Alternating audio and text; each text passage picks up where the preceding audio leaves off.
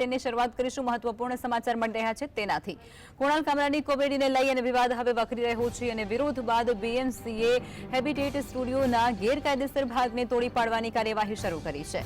બીએમસીની notice દ્વારા habitat સ્ટુડિયોનું નિરીક્ષણ કરવામાં આવ્યું અને ગેરકાયદેસર ભાગને તોડી પાડવા માટે કાર્યવાહી શરૂ થઈ છે।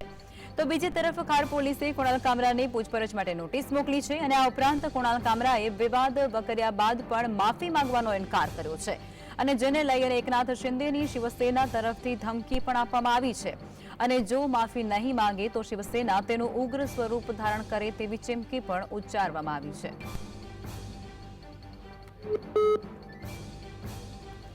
કુણાલ કામરાને લઈ અને પોલીસ દ્વારા નોટિસ મોકલવામાં આવી છે અને કુણાલ કામરાનો જે વિવાદ છે તે હજુ પણ વકરી રહ્યો છે। હેબિટેટ સ્ટુડિયો પર કાર્યવાહી કરવાના પણ આદેશો આપી દેવામાં આવ્યા છે। ગેરકાયદેસર જે ભાગ છે તેનો ધરાશાય કરાશે।